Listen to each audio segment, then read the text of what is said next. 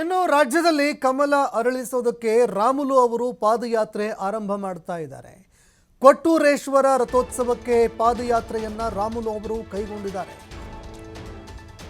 ರಾಜ್ಯದಲ್ಲಿ ಬಿಜೆಪಿ ಪಕ್ಷವನ್ನ ಆಡಳಿತಕ್ಕೆ ತರೋದಕ್ಕೆ ಅಂತ, ಪಕ್ಷವನ್ನ ಬಲಪಡಿಸೋದಕ್ಕೆ ಅಂತ ಕೊಟ್ಟೂರೇಶ್ವರ ರಥೋತ್ಸವಕ್ಕೆ ಪಾದಯಾತ್ರೆ ಕೈಗೊಂಡಿದ್ದಾರೆ ರಾಮುಲು.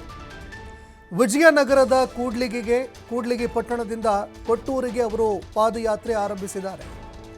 ಅಭಿಮಾನಿಗಳು ಹಾಗೂ ಕಾರ್ಯಕರ್ತರೊಂದಿಗೆ ಒಟ್ಟು 18 ಕಿಲೋಮೀಟರ್ ಪಾದಯಾತ್ರೆ ಕೈಗೊಂಡಿದ್ದಾರೆ.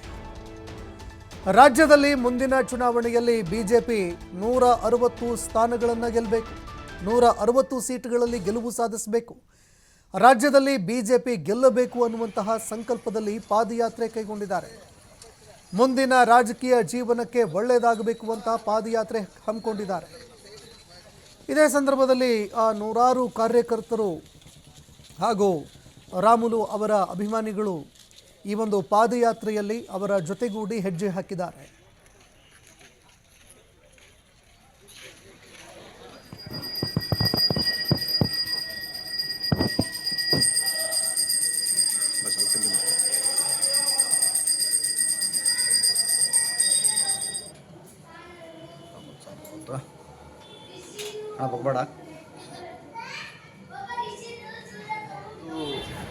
ಕೊಟ್ಟೂರೇಶ್ವರನ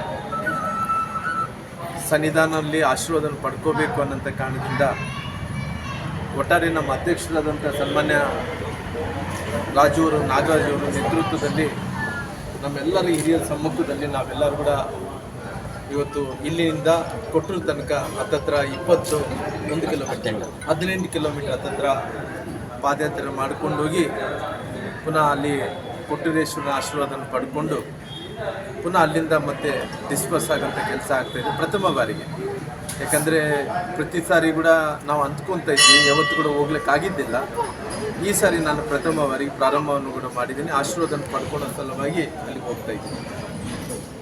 ಸರ್, ಪಾದಯಾತ್ರೆಯ ಹಿಂದಿನ ಉದ್ದೇಶ ಇಷ್ಟೇ, ನಾವೆಲ್ಲ ಕೂಡ ಪೊಲಿಟಿಕಲ್ ಸಿಸ್ಟಮ್ದಲ್ಲಿ ಇದ್ದಂಥವ್ರು.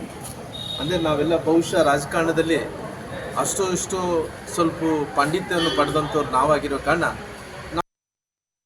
ಆಲ್ರೆಡಿ ಬಹುಶಃ ನನಗೆ ಗೊತ್ತಿರೋಂಥ ಪ್ರಕಾರ ಯಾವುದೇ ತೀರ್ಮಾನಗಳು ಹೈಕಮಾಂಡ್ ತೊಗೋಬೇಕಾಗುತ್ತೆ.